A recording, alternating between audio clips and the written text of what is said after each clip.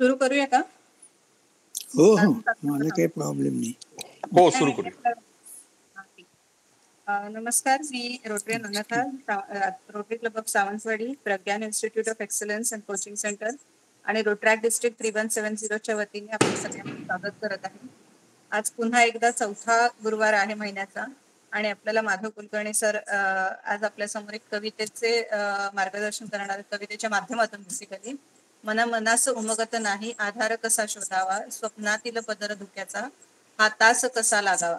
या कवितेबद्दल ते आपल्याला डिटेल त्या कवितेचं डिस्क्रिप्शन, त्या कवितेतनं कवीला काय म्हणायचंय आणि त्याला आपल्यापर्यंत काय मेसेज पोचवायचंय, या माध्यमातून आपल्याला मनाला कसं हँडल करायचं किंवा मन काय असतं आणि कसं असतं याविषयी ते आपल्याला सांगणार आहेत. तर मी याच्या पुढचं सेशन माधव सरांना रिक्वेस्ट करते की त्यांनी पुढे स्टार्ट करावं म्हणून. नमस्कार. तर आपला विषय हा मनाचा आणि त्याविषयी ही एक कविता माझ्या वाचनात आली आणि मग मला वाटलं की आपण हीच कविता, ज्या मनाविषयी पुष्कळ वेगवेगळे असे विचार सांगितलेले आहेत, तर ते आपण आपल्या सर्वांना सांगूया. म्हणून आता ही कविता मी घेतलेली आहे आणि त्याचा आपण विचार करणार आहोत. तर तुम्ही कदाचित ऐकलं असेल तर हे गाणं आहे जे श्रीधर फडकेंनी म्हटलेलं आहे आणि त्यांनीच ह्याला चाल दिलेली आहे आणि त्यांची रेकॉर्ड ही तुम्हाला यूट्यूबवर मिळेल. या गाण्याची रेकॉर्ड ही आहे. तर त्यांना हे गाणं सुधीर मोघे यांनी हे लिहिलेलं आहे. पण सुधीर मोघ्यांनी हे लिहिताना ह्याच्या आधी ही अशीच एक कविता कवी ग्रेस यांनी लिहिली होती आणि ती श्रीधर फडकेंच्या हाताला लागली.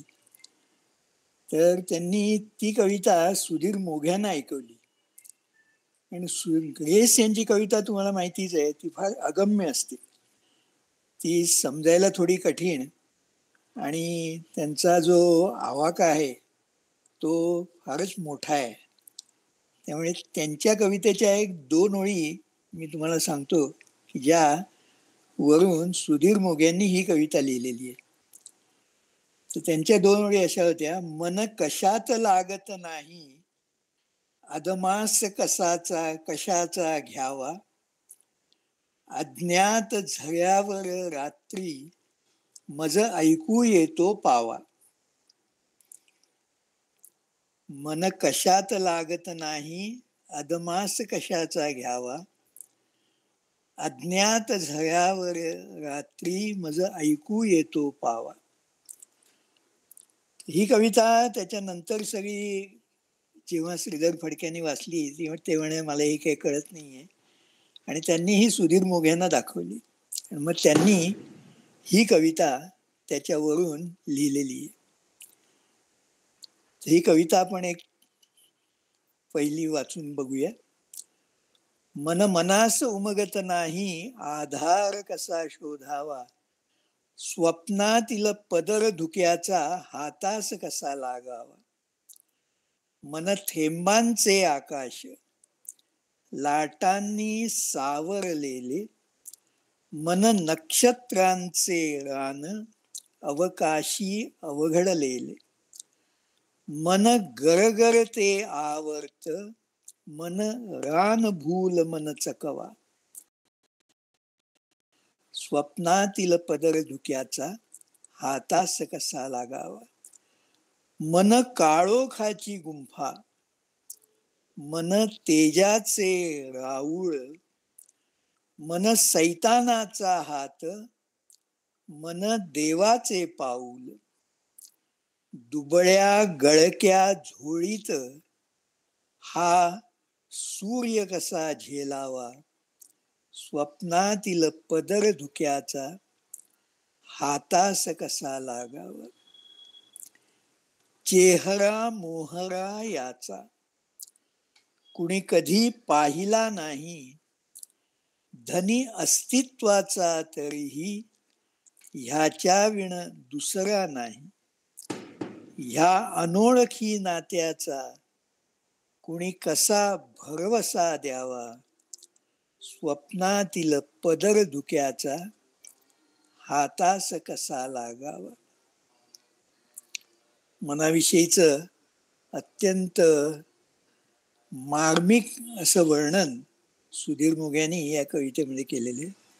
तर सुरुवातीच ते काय म्हणतात, मन मनास उमगत नाही. आता मन मनास, पहिलं मन ठीक आहे, पण ते मनास उमगत नाही. मग या दुसऱ्या मनाचा अर्थ काय? तर त्याचे दोन अर्थ होऊ शकतात. एक म्हणजे बुद्धी आणि दुसरं म्हणजे व्यक्ती. की हे मन आपल्या बुद्धीला समजत नाही. बुद्धी ही मनाचा शोध घ्यायला निघाली तर तिला त्याचा मागोवा लागत नाही. तर का लागत नाही?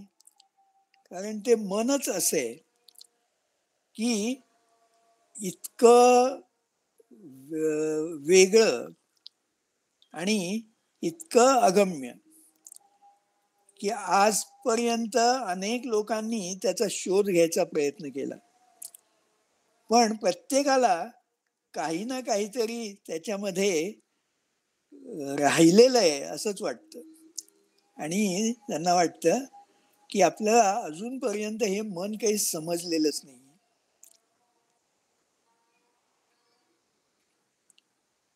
आणि अशा मनाला जेव्हा बुद्धी शोधायला जाते, आता बुद्धीचं कामच आहे की ज्ञान मिळवणं, ज्ञानाचा मागोवा घेणं किंवा ज्ञानाच्या पाठीमागे जाणं. तर ते मनाचं ज्ञान घेण्याची ती प्रयत्न जेव्हा बुद्धी करते तेव्हा तिलाही ते जमत नाही, तिलाही ते लक्षात येत नाही. मग आधार कसा शोधावा? मग कोणाकडे जायचं? जर ह्या मनाचा शोध घ्यायचा असेल तर मग जायचं कोणाकडे? बुद्धी ही मनापेक्षा सूक्ष्म, त्याच्यामुळे बुद्धी ही मनापेक्षा कार्य करण्यात कुशल. आणि तरीही जर तिला मन सापडत नसेल तर मग कोणाकडे जायचं? आधार हा कोणाचा घ्यायचा? आता मनाचा अर्थ व्यक्ती हा जरी घेतला तरी त्यालाही हीच पंचायत की कसं काय ह्या मनाच्या मागे लागावं. बरं, मन शोधण्याचा प्रयत्न करणं सोडून द्यावं तरी चालेल का? तेही जमत नाही. ते आता पुढे कवी सांगतील की मनाला सोडून दिलं तरीही ते सुद्धा ते आपल्याच मागे लागतं आणि आपल्याला काही स्वस्त बसू देत नाही. आणि म्हणून त्याची काही ना काहीतरी विल्हेवाट ही लावायलाच पाहिजे. आणि म्हणून त्याच्या मागे कवी लागलेला आहे. आणि आधार कसा शोधावा, कोणाकडे जावं, कोणाकडून ह्याच्यासाठी जे ह्याच्यासाठीच अर्थ आहे तो कोणाकडून घ्यावा. आणि तो कशा प्रकारे आहे? तर स्वप्नातील पदर धुक्याचा हातास कसा लागावा. म्हणजे हे शोधणं म्हणजे इतकं कठीण आहे की प्रथम म्हणजे स्वप्न. स्वप्न पहिलंच हे मिथ्या. कारण स्वप्न जोपर्यंत आपण स्वप्नात असतो तोपर्यंतच खरं. एकदा जाग झालं की स्वप्नाचं अस्तित्वच राहत नाही. आणि त्या स्वप्नामध्ये धुक्याचा पदर, म्हणजे धुक हे आता आपल्याला माहिती आहे की धुक हे फक्त दिसतं, पण त्याच्या मधून आपण हात घालू शकतो आणि तरीही त्याचा काही आपल्याला पत्ता लागत नाही. आणि हातास कसा लागावं, त्यातून आपल्याला ते धुक हातात कसं काय पकडता येईल. आणि ते सुद्धा स्वप्नातलं. म्हणजे जिथे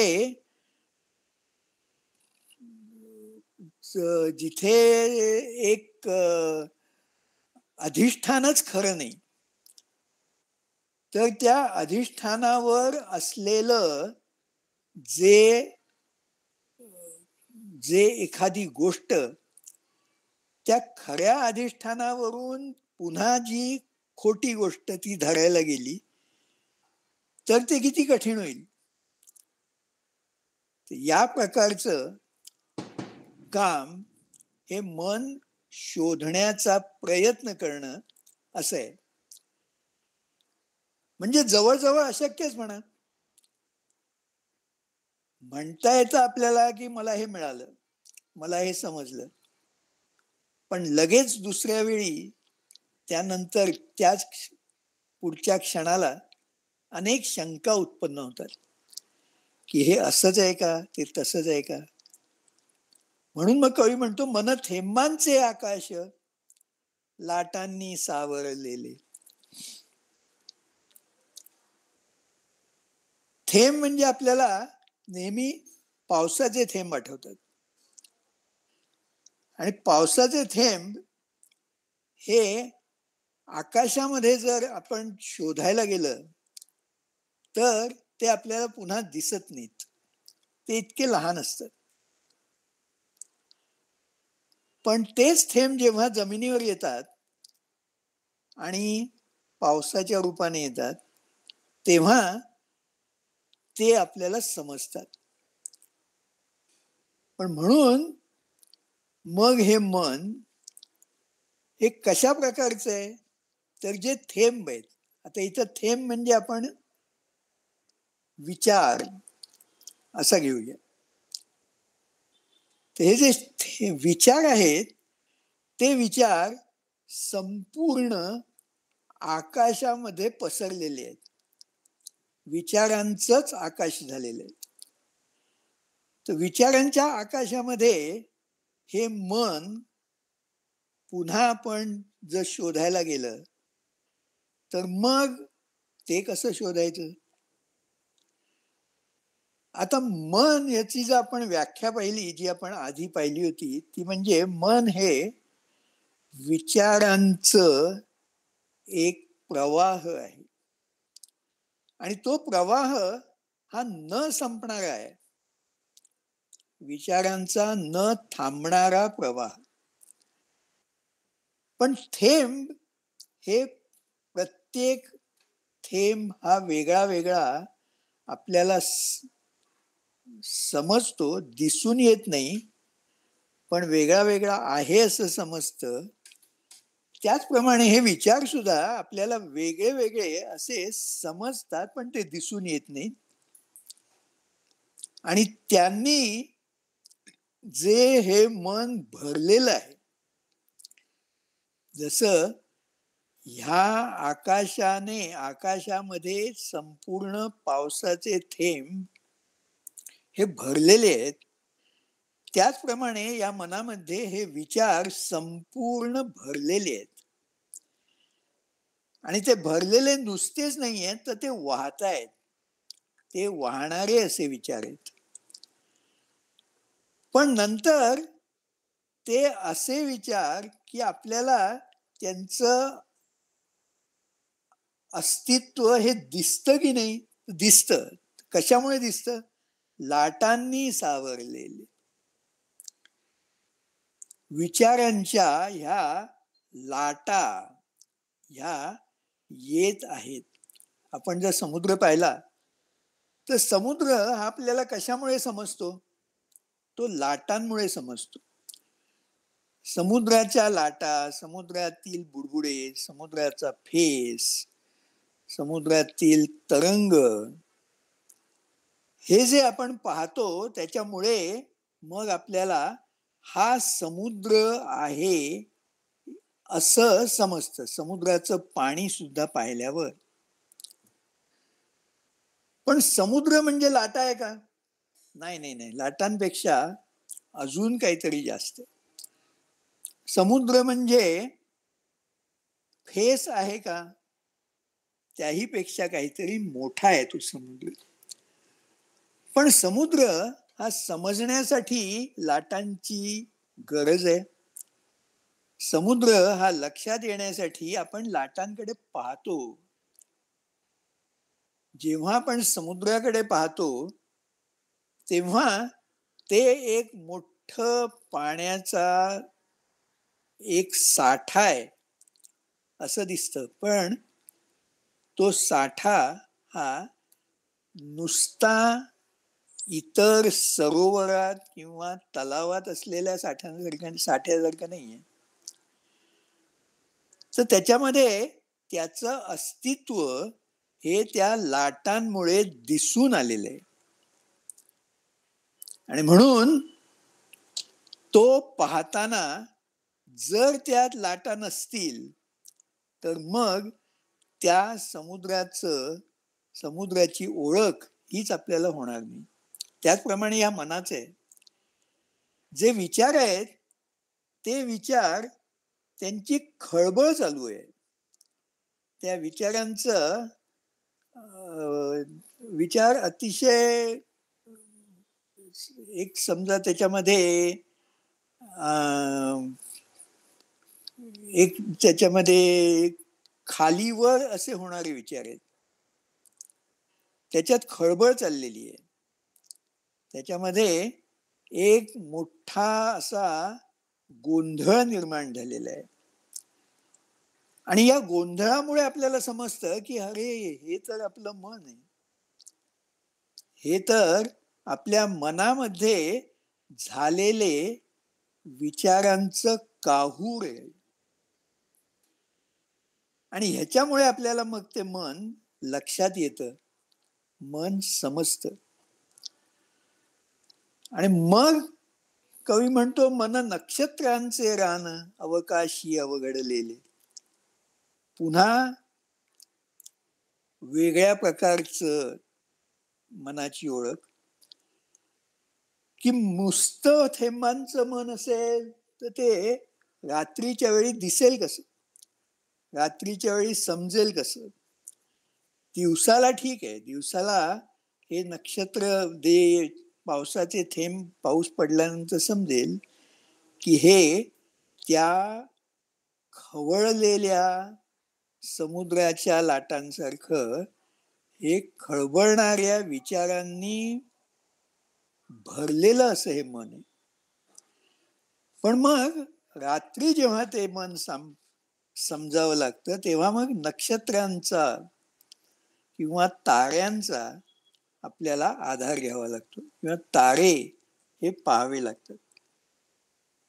मग ते कसे आहेत तर तेच तारे जे आहेत ते अवकाशी अवघडलेले, म्हणजे ते आपल्याला पृथ्वीवरून दिसताना एकदम स्थिर असे दिसतात. त्याच्यामध्ये कोणत्याही प्रकारची हालचाल चालू आहे हे आपल्याला दिसत नाही आणि ते तारे जे आहेत ते पुन्हा एकमेकांपासून लांब लांब असलेले दिसतात, त्याच्यामध्ये अंतर आहे. तेव्हा ते जे तारे आहेत त्यांचं जंगल म्हणजे मन आहे. आपण जंगल जर म्हटलं तर जंगलामध्ये जी झाडं असतात ती जवळजवळ जवळजवळ असतात. काही काही जंगलामधून तर प्रकाशही जात नाही. तर अशा प्रकारचं नक्षत्र, पण ती जवळजवळ नसलेली, ती जंगलासारखी एकत्र आलेली, अशा प्रकारची एकत्र आलेली नक्षत्र आणि ती त्या आकाशामध्ये राहिलेली, पण त्यांना कशा प्रकारे आपण ओळखावं किंवा आपण कशा प्रकारे त्यांचा पाठलाग करावा हे त्या व्यक्तीला समजत नाहीये. कशा प्रकारे त्या विचारांना ओळखावं, कशा प्रकारे ह्या मनाचा आढावा घ्यावा हे काहीच समजत नाहीये. त्याच्यामुळे तो त्रासलेला आहे. अशा प्रकारच्या मनाला करावं काय, म्हणून तो संपूर्णपणे गोंधळलेला अशी ती व्यक्ती आहे, असा तो कवी आहे. आणि म्हणून तो म्हणतो, मन गरगर ते आवडत, मन रान भूल मन चकवा. आवडतं म्हणजे आपल्याला माहिती आहे, आवडतं म्हणजे आपण ज्यावेळी एखादी पूजा करतो किंवा मोठा यज्ञ म्हणा किंवा याग म्हणा किंवा काहीतरी एखादं जे एखादं जे पूजेसारखं कार्य मोठ्या प्रमाणात, तेव्हा त्याच्यामध्ये ते अनेक प्रकारे अनेक पदार्थांनी ते करायचं असतं. त्याच्यात अनेक पदार्थ वापरलेले असतात आणि ते वापरताना पुन्हा जो यजमान असतो आणि जो पुरोहित असतो, ते त्या यजमानाला वेगवेगळी क्रिया करायला सांगतात. ह्या आहुती आता तुम्ही द्या, मग उठा आणि इथे प्रदक्षिणा घाला, मग थोडस मागे जा आणि साष्टांग नमस्कार घाला, पुन्हा येऊन बसा पाटावर, मग आचमन करा. म्हणजे त्या यजमानाला काही ना काहीतरी त्याचं काम हे त्या पूजेसाठी किंवा त्या यागासाठी किंवा मोठ्या पूजेसाठी चालूच असतं, सुरू असतं. म्हणून तो सतत हालचाल करत असतो आणि त्याची हालचाल ही एका विशिष्ट अशा प्रकारची नसते, तर ती एका ठिकाणहून वेगळ्या ठिकाणी, दुसऱ्या ठिकाणून आणि एका ठिकाणी, अशी कोणत्याही प्रकारची नियमबद्ध अशी नसते. तेव्हा हे मनाचे जे विचार आहेत ते जो या प्रकारचेच असतात, ते कुठलेही नियमबद्ध नसतात. एकदा एका वेळी एक विचार येईल, दुसऱ्याच क्षणी त्याच्या पेक्षा संपूर्ण वेगळा किंवा विरुद्ध विचार येईल, काही सांगता येत नाही. त्यामुळे मनात येणारे विचार हे आपल्याला हवे तसे येतील तेही सांगता येत नाही, आपल्याला वेगवेगळ्या प्रकारचे येतील तेही नक्की नाही, पण ते कसे येतील त्याचा काहीच आपल्याला त्याची काहीच आपल्याला कुतर्क सुद्धा करता येत नाही. आणि म्हणून मग मन रानभूल. रानभूल म्हणजे तुम्हाला माहितीये, जंगलामध्ये जेव्हा आपण एखाद्या वेळेस आत जातो, आत गेल्यानंतर आत जाताना आपल्याला वाटतं की आपण लवकर तसेच त्याच रस्त्याने बाहेर येऊ, पण ते जर एखादं घनदाट जंगल असेल तर एकदा आत गेल्यानंतर मग आपल्याला ती वाट सापडत नाही आणि मग बाहेर येण्यासाठी पुष्कळ प्रयत्न करतो. पुष्कळ एका बाजूला जा, दुसऱ्या बाजूला जा, आणखी एका बाजूला जा, आणखी कुठेही जा, आणि बाहेर पडणं अतिशय कठीण होतं. त्याला रानभूल म्हणतात. तर अशा प्रकारचं हे मन आहे.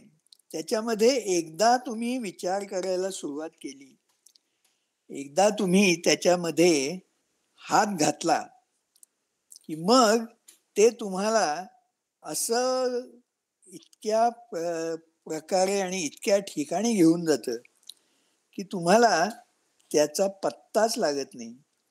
त्याच्याकडून तुम्हाला काय करून घ्यावं हेच समजत नाही.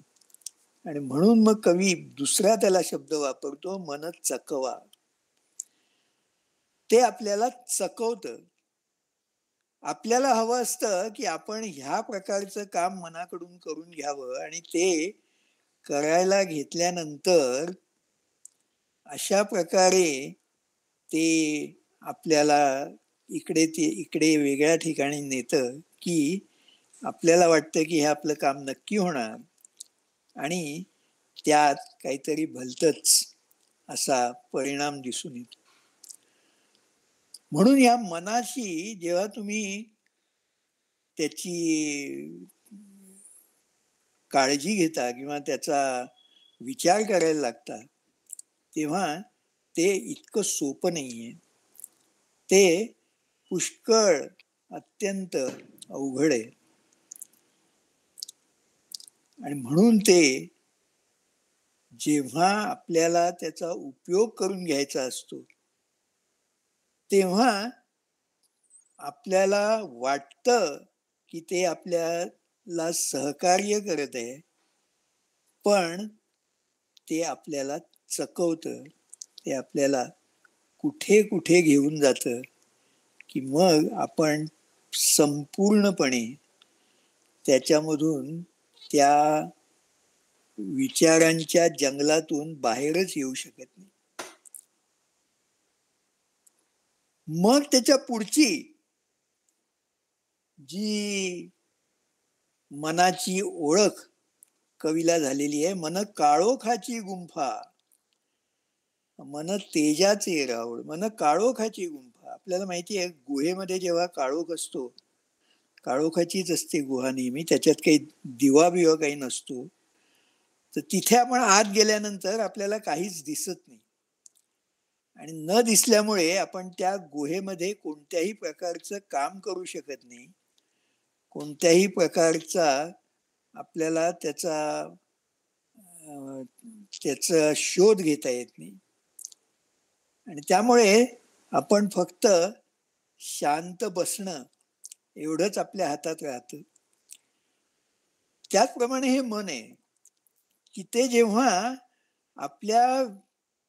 आपण त्याच्या मध्ये जेव्हा शिरतो तेव्हा त्याचे विचार हे इतके विचित्र असतात की त्या विचारांचं जे भेंडोळ तयार होतं त्यामधून आपल्याला कोणत्याही प्रकारचा निष्कर्ष काढता येत नाही, कोणताही निर्णय घेता येत नाही. आपल्याला जर निर्णय घ्यायचा असेल तर त्यासाठी लागणारे विचार हे इतके गुंतागुंतीचे होतात आणि हे इतके वेगवेगळ्या प्रकारचे वेगवेगळ्या विषयांचे होतात की त्यामधून आपल्याला काय हवं हेच समजणं कठीण होऊन जातं. आणि म्हणून मग त्या मनाने आपण जर निष्कर्ष काढायचा प्रयत्न केला तर ते आपल्या हाती काहीच लागत नाही. पण हे नेहमीच असं असतं का? तर नाही. दुसरं काय, मन तेजाचे राऊळ. काही वेळा हे मन आपल्याला अतिशय चांगल्या प्रकारे सहकार्य करते. जसं एखाद्या देवळामध्ये दिव्याचा प्रकाश पडलेला असावा, संपूर्ण देऊळ दिव्यांनी सजलेलं असावं आणि दिव्यांमुळे आजूबाजूच्या देवळातील जी जागा किंवा जो परिसर आहे तो संपूर्णपणे प्रकाशमान झालेला असावा. अशा प्रकारचं मन सुद्धा काही वेळा आपल्या हाताशी लागतं, काही वेळा ते सुद्धा आपल्याला मदत करतं. आपण त्याच्यामध्ये एखादा विषय त्याचा आपण विचार करण्याचा प्रयत्न केला तर तो विषय नंतर आपल्याला इतका झटकन समजतो, इतका लवकर लक्षात येतो आणि ते होताना आपल्याला त्या मनाची जी सोबत मिळते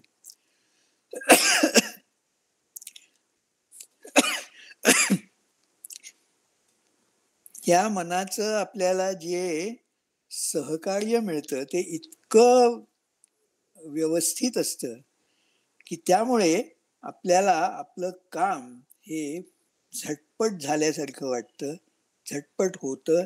त्यासाठी जास्त वेळ सुद्धा घालवावा लागत नाही. तर असं सुद्धा होतं, म्हणजे नुसतंच मन हे आपल्याशी शत्रुत्व करतं असं नाही, तर ते कधी कधी मित्रासारखं सुद्धा आपल्याला वागवतं. तसाच दुसरा उपमा दिलेली आहे, मन सैतानाचा हात आणि देवाचे पाऊल. सैतानाचा हात, जेव्हा मनामध्ये वाईट विचार यायला लागतात, त्या वाईट विचारांमध्ये मन हे लगेच गुंतून पडतं. त्या वाईट विचारांच्या मध्ये मन हे लगेच आकर्षिलं जातं आणि त्या प्रकारे आपण कार्य सुद्धा करतो, क्रिया करतो. आणि म्हणून तो सैतानाचा हात. एखाद्याने, आपल्याला माहिती आहे की आपण जर एखाद्याचा हात धरला तर तो आपल्याला पटापट ओढून घेऊन जाऊ शकतो. त्याच्यामुळे त्याचा मदत घेतली तर त्याचा वेग, म्हणजे आपला जो वेग आहे तो त्याच्या वेगाच्या प्रमाणे आपला वेग तो ठरवतो आणि आपल्यापेक्षा तो जास्त वेग घेऊ शकतो. त्याचप्रमाणे हा जो वाईट विचार आहे ते सैतानाच्या हातासारखे, म्हणजे सैतान आपल्याला जितक्या वेगाने वाईटाकडे नेईल तितके हे वाईट विचार आपल्या मनामध्ये पटकन रुजले जातात. त्यासाठी काही प्रयत्न करावा लागत नाही, त्यासाठी कोणाचीही मदत घ्यावी लागत नाही. पण या वाईटाकडे आपण इतक्या वेगाने जातो की मग आपल्याला तेच चांगलं वाटायला लागतं. ते वाईट आहे हे आपल्याला लक्षातच येत नाही, आपल्याला त्याचा पत्ताच लागत नाही. आणि आपली जी वागणूक असते ती त्यानुसार राहते. लोकांना समजतं, लोकांच्या मधून आपली जी प्रतिमा आहे ती डागाळली जाते. लोकांना आपल्या विषयीच जी ओळख आहे किंवा जे ज्ञान आहे त्याच्यामध्ये कुठेतरी फरक पडतो. पण तेच मन पुन्हा देवाचे पाऊल, चांगला विचार ज्यावेळी करायचा असेल त्यावेळी ती कोणाची मदत घ्यावी लागत नाही किंवा कोणी आपल्याला चांगल्या विचारांकडे कोणी ओढून नेत नाही. तर ते आपलं स्वतःच पाऊल आहे, म्हणजे आपला स्वतःचाच प्रयत्न आहे. आपल्या स्वतःच्या प्रयत्नांनी आपल्याला चांगले विचार आपल्यामध्ये बाणवावे लागतात. वाईट विचार जसे वेगामध्ये आपल्यामध्ये पसरतात तसे चांगले विचार वेगात पसरत नाहीत, कारण ते पाऊल आहे. ते पाऊल नेहमी हळूहळू चालतं. चांगल्या विचारांचा प्रभाव हा आपल्यावर फार हळूहळू होत असतो. कारण चांगले विचार जे आहेत ते प्रथम सुरुवातीला त्याचा परिणाम चांगला होत नाही, वाईट होतो. पण सरते शेवटी त्याचा परिणाम चांगला होतो. वाईट विचारांचं तसं नाहीये. सुरुवातीला त्याचा परिणाम अतिशय चांगला असतो, पण सरते शेवटी ते आपल्याला धोका देतात. सरते शेवटी त्याचा परिणाम हा अतिशय वाईट होतो. आणि म्हणून हे चांगले विचार बाणवणं हे फार कठीण असतं, हे इतकं सोपं नसतं. त्याच्यासाठी ते देवाचं पाऊल आहे. देव हा चांगल्या विचारांचं प्रतिनिधित्व करतो, वाईट विचारांचं प्रतिनिधित्व सैतान करतो. त्याच्यामुळे चांगल्या विचारांमधून जेव्हा आपल्याला त्याचा मागोवा घ्यायचा असतो, जेव्हा आपल्याला ते आपल्यामध्ये उतरवायचे असतात, तेव्हा त्याच्यासाठी आपल्याला प्रयत्न करायला लागतो जास्त.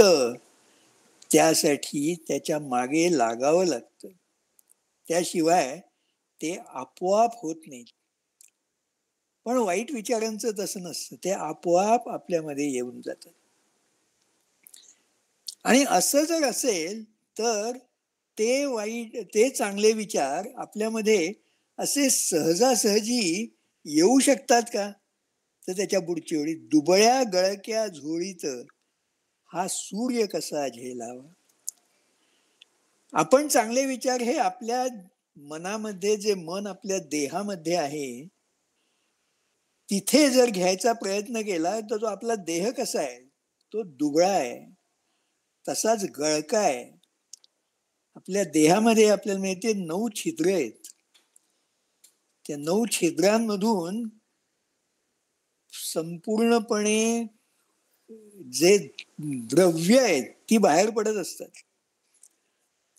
म्हणजेच आपला संपूर्ण देह हा काही पूर्णपणे झाकलेला नाहीये. त्याच्यामध्ये आपण जे काही घालतो ते ह्या 9 छिद्रांमधून बाहेर पडून जातं. चांगले विचार जर आपल्या मनामध्ये, आपल्या मनाच्या मध्ये ठेवण्यासाठी आपण आपल्या देहामध्ये घातले, म्हणजेच चांगली वागणूक ठेवण्याचा प्रयत्न केला, तर काही वेळ राहते आणि नंतर लगेच निघून जाते. पुन्हा आपला प्रयत्न हा दुबळा होतो. आपला प्रयत्न हा सततचा राहत नाही, तो कमी होऊन जातो. आणि का कमी होतो? कारण जितक्या प्रकारे आपण त्याला करण्याची शक्ती लावतो, ती शक्ती ही ह्या 9 छिद्रातून गळून जाते. आणि म्हणून असं जर आपण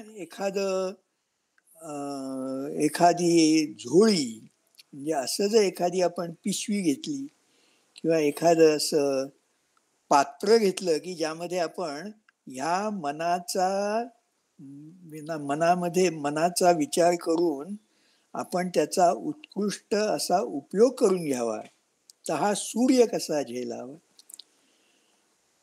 असं जे पहिलंच गळकं पात्र आहे, पहिलंच जे असं कमकुवत झालेलं पात्र आहे, तर त्यामध्ये हे जे मन आहे की जे सूर्यासारखं आहे, त्याच्यामध्ये विचारांचं तेज हे इतकं पसरलेलं आहे, इतकं भरलेलं आहे, ते तुमच्या त्या झोळीला किंवा तुमच्या त्या कापडाच्या पिशवीला ते सहन करू शकेल की नाही, ते त्यामध्ये राहील की नाही, का त्याला जाळून टाकेल. म्हणून असं हे जे प्रक्षोभित झालेलं मन असतं, ते म्हणजे सूर्य ह्या कमकुवत झालेल्या शरीरामध्ये राहू शकत नाही. ते आपल्या देहाला, शरीराला इकडे तिकडे नाचवतं, आपल्यावरती राज्य करतं आणि आपल्याला कोणत्याही प्रकारे स्वस्थता देत नाही, अस्वस्थ करतं. कारण आपलीच जी झोळी आहे, आपलं जे पात्र आहे, तेच चांगलं नाहीये. म्हणून जेव्हा मनाचा विचार करतो त्यावेळी नुसत्याच मनाचा विचार करून चालत नाही, देह हा सुद्धा तितकाच सशक्त असावा लागतो, तरच ते मन सुद्धा सशक्त राहतं, शक्तिमान राहतं. देहाकडे लक्ष न देता केवळ मनाकडे लक्ष दिलं तरीही ते मन नीट राहू शकत नाही. तेव्हा आता कवी एकदम गलित गात्र होतो, त्याला आता कळत नाही काय करावं. म्हणून आता तो जवळजवळ शरण गेल्यासारखा आलेला आहे. मग म्हणतो की चेहरा मोहरा याचा कुणी कधी पाहिला नाही. तो म्हणतो हे मन म्हणजे काय, एखादी वस्तू आहे का? त्या वस्तूसारखं त्याला शोधायचं का? तर ते पाहूया आपण. इथे पहा, तिथे पहा, ह्या जगातील ह्या ठिकाणी जा, जंगलात जा, कुणाच्या घरी जा, कुठे जरी जा, समुद्रावर जा, शोधा ते मन कुठे आहे, ती वस्तू आहे का? तर ती वस्तू नाहीये. ती वस्तू नसल्यामुळे त्याला चेहरा कसा असेल? त्याला काहीही नाहीये, चेहरा नाहीये, त्याचं अस्तित्व हे वेगळंच आहे. म्हणून तो कधी कुणाला दिसतच नाही. कुणी कधी त्याला वस्तू म्हणून ते पाहू शकत नाही. कारण वस्तू हे मन हे वस्तू नाहीये. मन हे व्यक्ती नाहीये. मन हे वस्तू नाहीये. मन हे पदार्थ नाहीये. मन ही परिस्थिती नाहीये. पण मग मन आहे काय? धनी अस्तित्वाचा तरी ते आहे एवढं नक्की. त्याचं अस्तित्व आहे आणि त्याच्या अस्तित्वामुळेच ते आपल्याला आहे असं समजतं. पण जे आहे ते सापडत नाही. जे आहे ते दिसत नाही. जे आहे ते आपल्यावर राज्य करतं. जे आहे ते आपल्यामध्ये त्याचं अस्तित्व दाखवतं. पण आपल्याला त्याचा मागोवा घेता येत नाही. त्याच्याकडे कोणत्या ना कोणत्या तरी प्रकारे त्याच्याशी जवळीक सुद्धा साधता येत नाही. आणि म्हणून ह्याच्या विण दुसरा नाही. अशा मनासारखं दुसरं काहीच नाहीये. त्याला कोणाचीही उपमा देता येत नाहीये. कारण त्याच्यासारखं तेच आहे. जगामध्ये अनेक गोष्टी आहेत. जगात अनेक वस्तू आहेत. जगात पंचमहाभूत आहेत. जगामध्ये वेगवेगळ्या क्रिया चाललेल्या आहेत. जगात वेगवेगळे ऋतू आहेत. जगात वेगवेगळ्या प्रकारची कार्य, शोध, संशोधन सगळं चाललेलं आहे. पण कोणीही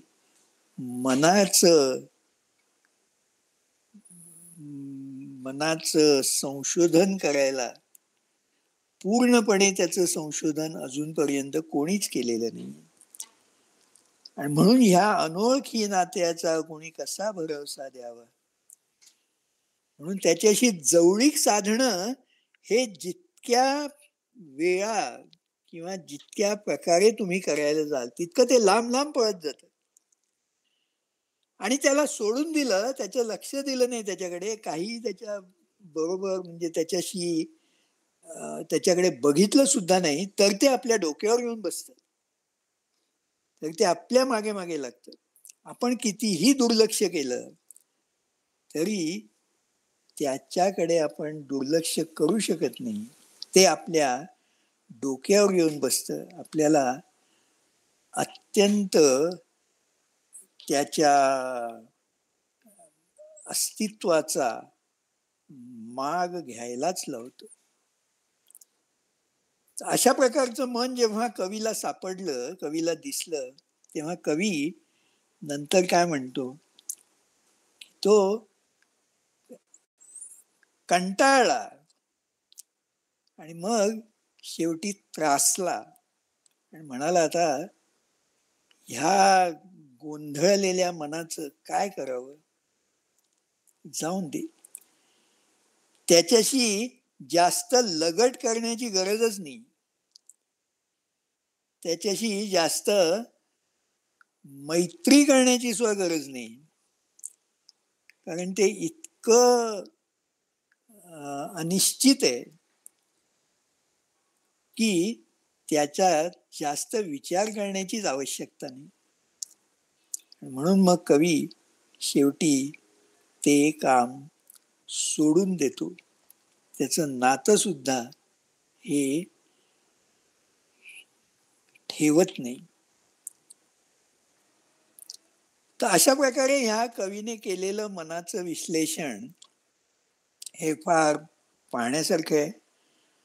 आपण आपल्या मनाचा उपयोग हा आपण ज्या प्रकारे आपण जेव्हा तत्वज्ञानाचा अभ्यास करतो तेव्हा आपल्याला माहिती आहे की आपल्याला या मनाचा उपयोग आपली प्रगती करण्यासाठी करून घ्यायचा असतो.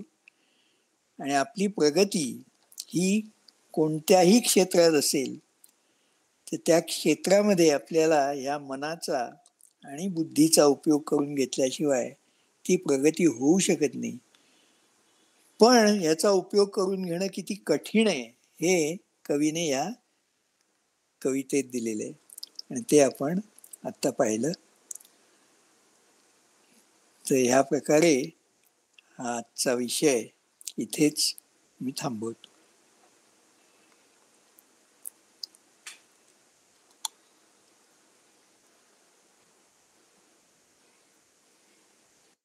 झालेली जी कविता होती ती मी जस्ट युट्यूबवर शोधून काढली आणि मी ती जस्ट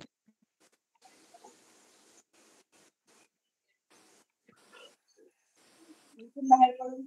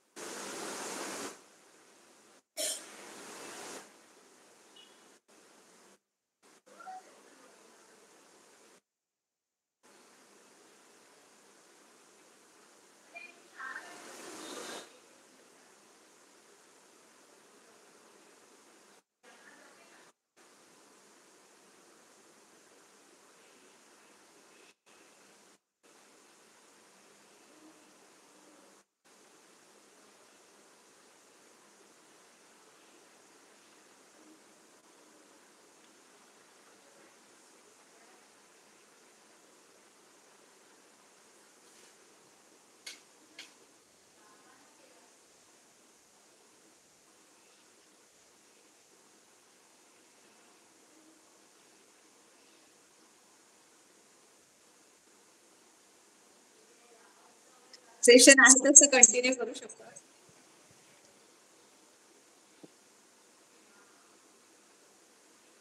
हॅलो. येस येस आम्ही आहोत. नाही म्हणजे तुम्हाला कोणाला काही विचारायचं असेल तर आता तुम्ही विचारू शकता.